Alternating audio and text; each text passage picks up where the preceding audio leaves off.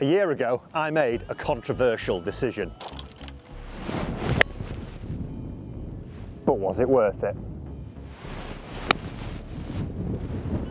Before I tell you about this controversial change though, make sure you are a subscriber to the channel by clicking the free button down below. Let's discuss it. And the controversial decision that I'm talking about is the one in which I decided to put graphite in all my clubs throughout my bag, more notably putting them in my irons and in my wedges. And in that video, I said I was going to tell you how my journey was after 1 year, and today is that day.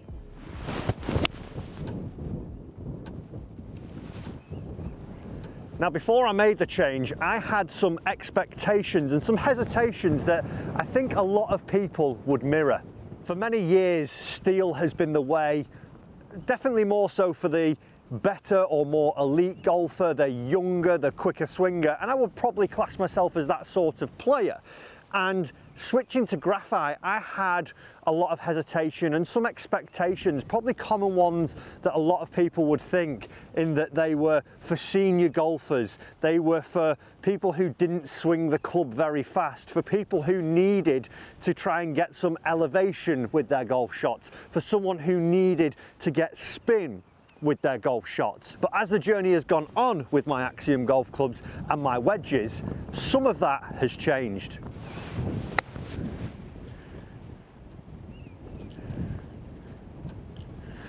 Now, what I've found is that there's been some pros and some cons with these graphite irons. Let's discuss those.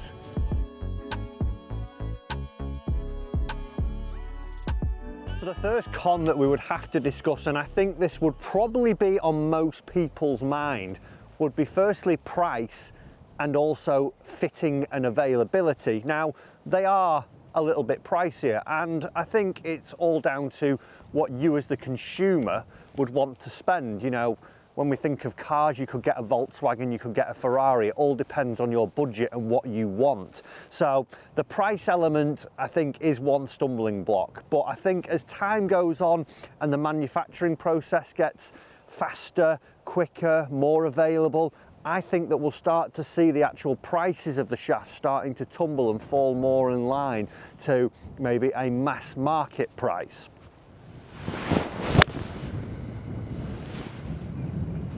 And when we talk about fitting, I was actually very lucky to partner with Fujikura and get the tour level fitting to have these irons put in, and also then have them built back in England and get them tailored to me. But when these shafts first came out, availability and getting them fit was quite limited, but luckily now, as time is going on, they are starting to filter through more into fitting outlets, more into manufacturers, so the availability of actually trying them is becoming greater. But at the start, and because of that price, that could have been one thing that might hold you back from maybe switching into these irons. But let's discuss something that I found to be positive.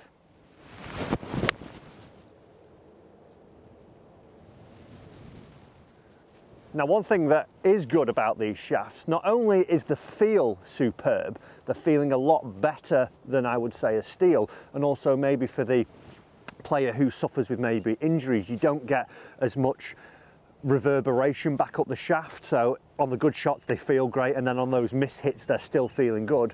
There's also the technology aspect that could possibly also help you improve just by changing the shaft, and we're going to dive into my data very shortly. There's also the technology aspect that we have to look at as a positive in these iron shafts and these wedge shafts, because with the development of the Ventus shaft, we're now seeing Velo Core Plus come into there.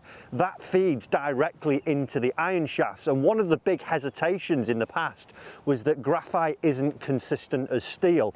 And what we've seen with our own eyes when we went over to the Fuji headquarters and how they can detail and pinpoint and make a shaft directly for your golf swing, not that you would get that at mass market, but the way they're actually able to tailor graphite iron shafts now, I'm seeing that even without data, which we are going to get into, I feel like I've become a more consistent golfer, especially with my irons mid to long, in that My misses don't seem as bad because now I feel like I find the middle of the face a lot more consistently just through the technologies like VeloCore that they're putting into their iron shafts.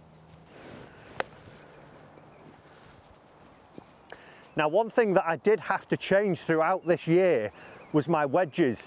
I referred to earlier finding that one of the hesitations that I might have is that they are a little bit too spinny. And originally I had the 105 gram shaft in my wedges, and after maybe about 4 or 5 months I was just finding that they actually were spinning up too much. So when I was trying to play a fuller shot with my 50, my 54, I was finding that I was coming up short a little bit too much. I was generating a good amount of spin and seeing that ball grab, check, spin when I was hitting little pitch shots in, but just on those longer ones I was finding that I couldn't get the consistent flight that I wanted from them. So after changing into the 125s and getting the right shaft for me, I do find that I do get a little bit more spin, but the right amount of spin now, as opposed to getting too much spin. It was just playing around with the weight of them to make sure that I was dialed in, and now I'm seeing more consistency through those.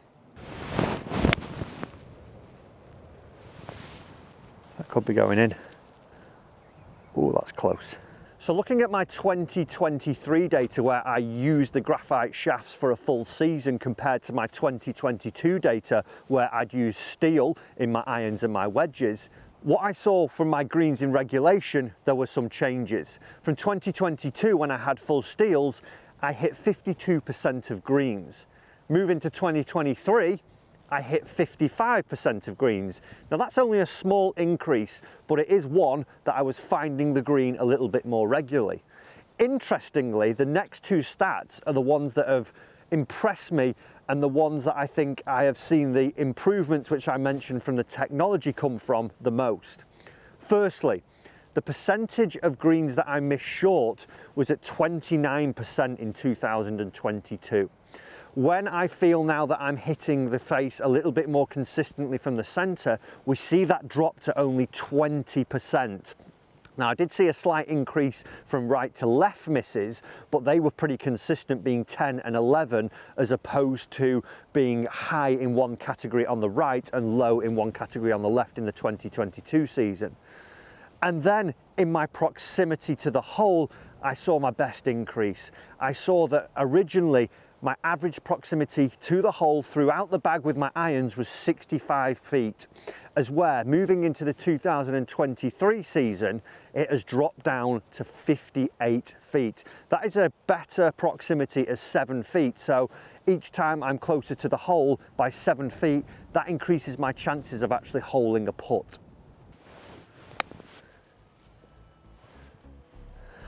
So what does that all mean moving forwards? Well, I want to know your guys' thoughts, and leave me a comment down below.